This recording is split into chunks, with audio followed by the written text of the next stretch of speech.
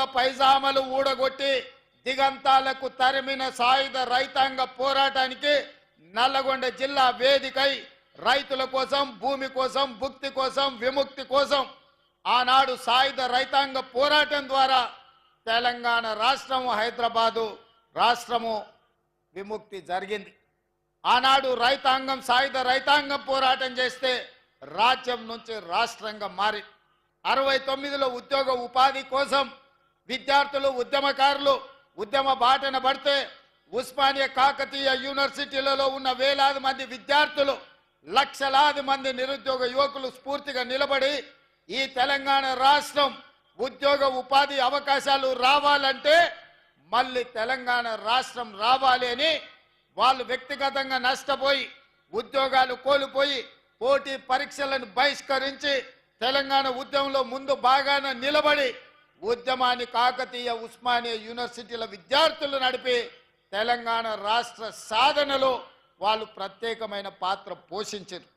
అందుకే ఈరోజు ఈ తెలంగాణ రాష్ట్రం వచ్చిన తర్వాత ఈ ఉద్యమకారులు, విద్యార్థులు, నిరుద్యోగ యువకులు, అమరవీరుల కుటుంబాలు వచ్చిన తెలంగాణ రాష్ట్రంలో ఉద్యోగ ఉపాధి అవకాశాలు వస్తాయని, రైతులకు పండించిన పంటకు గిట్టుబాటు ధర వస్తుంది అని, రైతు ఆత్మహత్యలు ఆగుతాయని, నిరుద్యోగ యువకుల యొక్క ఆత్మహత్యలు ఆగుతాయని ఆశించాను. కానీ నేను ఇవాళ ఇక్కడికి వచ్చిన వేలాది మందితో పాటు తెలంగాణ రాష్ట్రంలో ఉన్న 4 కోట్ల ప్రజల్ని నేను అడగదలుచుకున్నా. గతంలో 2 సార్లు ముఖ్యమంత్రిగా 10 సంవత్సరాలు ప్రభుత్వాన్ని ఏర్పాటు చేసిన కల్వకుంట్ల చంద్రశేఖరరావు గారి నేతృత్వంలో తెలంగాణలో రైతాంగానికి గిట్టుబాటు ధర రాలేదు.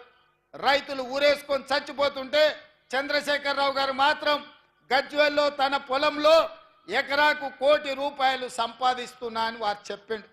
10 సంవత్సరాలైన ఎకరంలో ₹1 కోటి ఆదాయం ఎట్లా తీయొచ్చో తెలంగాణ రైతాంగానికి చంద్రశేఖరరావు గారు నేర్పించలేదు. ఆ విద్య ఏందో, ఆ మహత్యం ఏందో ఈ రోజుకు ఒక బ్రహ్మ పదార్థంగా, బ్రహ్మ రహస్యంగా మారిపోయింది.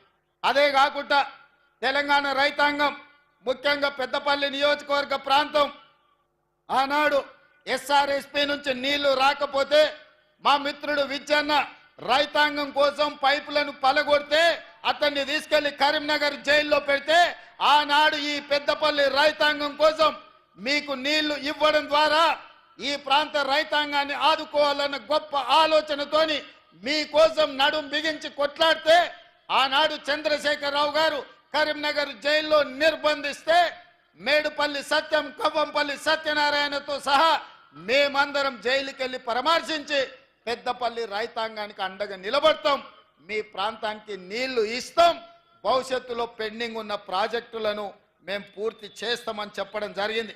ఆనాడు ఏవైతే ప్రాజెక్టుల గురించి మీరు మాట్లాడినరో ఇవాళ ప్రాజెక్టులను పూర్తి చేసుకునే అవకాశం మనకే అధికారం వచ్చింది. విజయన్న ఈరోజు మీకు శాసనసభ్యుడు అయ్యిండు. అందుకే ఈరోజు విజయన్న శాసనసభ్యుడిగా, శ్రీధర్ బాబు మంత్రిగా ఉన్నారు కాబట్టి మీ ప్రాజెక్టుల కోసం బట్టి విక్రమార్క గారు, పెద్దలు ఉత్తమ్ కుమార్ రెడ్డి గారి నేతృత్వంలో ఇవాళ 1035 కోట్ల రూపాయలు R&B శాఖ కావచ్చు, సాగునీటి పారుదల శాఖ కావచ్చు, పంచాయతీరాజ్ శాఖ కావచ్చు, రోడ్ల రవాణా శాఖకు సంబంధించిన పెద్దపల్లి ఆర్టీసీ డిపో కావచ్చు, ఈ పనులన్నీ కూడా ఇవాళ మనం పూర్తి చేసుకున్నాము అంటే మీ అభిమాన నాయకులు ఈరోజు ప్రజాప్రతినిధులుగా ఉన్నారు కాబట్టి ఈ పనులన్నీ సాధ్యమైనవి. వాళ్ళు అడిగినరు, ఇంతకుముందు శ్రీధర్ బాబు గారు మాట అన్నారు, ఈ అన్ని విషయాలు తీసుకెళ్ళి ఒత్తిడి చేసి నేను తీసుకొచ్చినా అని. ఆయన ఒత్తిడి చేయలేదు, మమ్మల్ని కూసబెట్టి బెదిరించి సంతకాలు పెట్టించి ఇవాళ మమ్మల్ని ఇక్కడికి పట్టుకొచ్చిండు. మీకు తెలుసు కదా శ్రీధర్ బాబు గారు బెదిరిస్తే ఎట్లా బెదిరిస్తారో.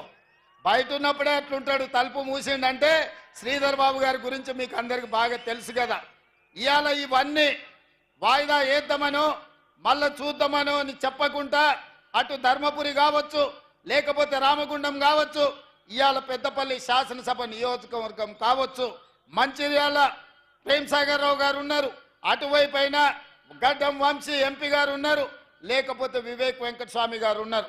ఈ పార్లమెంటులో 7 అసెంబ్లీలు, పార్లమెంటు మీరు అభిమానంతో ఎమ్మెల్యేలను ఎంపీని గెలిపించారు కాబట్టి ఈనాడు ఈ ప్రాంతానికి వేలాది కోట్ల రూపాయలు నిధులు ఇవ్వడమే కాదు, రామగుండంలో విద్యుత్ ప్రాజెక్టు కావచ్చు, పెద్దపల్లిలో సాగునీటి ప్రాజెక్టులు కావచ్చు, ఇవాళ ధైర్యంగా మీరు అడగలుగుతున్నారు, కొట్లాడగలుగుతున్నారు. మాతో చెయ్యి బట్టి సంతకం పెట్టించి మీ శ్రీధర్ బాబు గారు పనులు చేయించగలుగుతున్నాడు. ఇది ప్రజా విజయం.